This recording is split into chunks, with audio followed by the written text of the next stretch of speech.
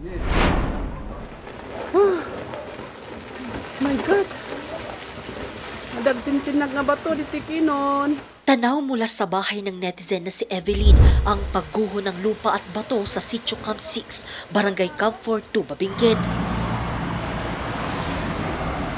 Nangyari yan pasado alas 7 ng umaga kanina.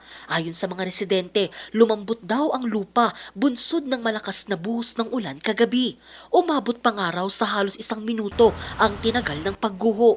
Nagluluto po kasi kami, pangumagahan namin. Sakto na may tumilapon na bato. Hindi namin ko alam kung bato or no.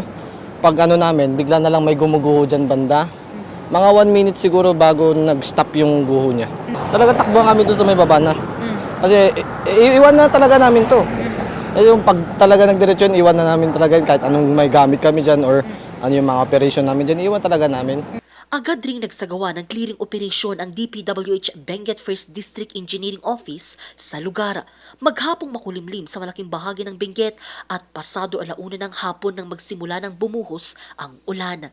Kahapon pa, isinailalim na ng Pag-asa sa Tropical Wind Signal No. 1 ang buong probinsya dahil sa bagyong Quiapo.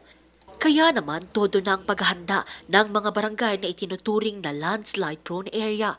Idi last month, pinaayaban na kami kini Mayura nga talagang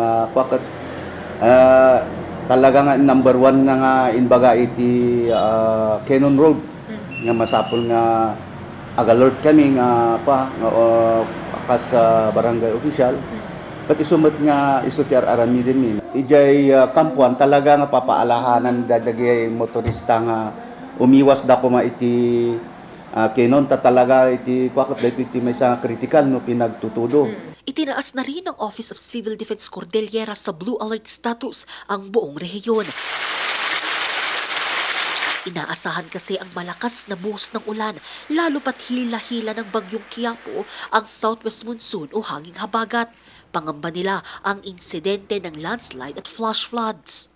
Kaya lang karamihan na pangyayari ng landslide dito sa parte ng Benguet. Sa flooding naman po, we have sa Cordillera, Abra kasi yung biggest na river basin.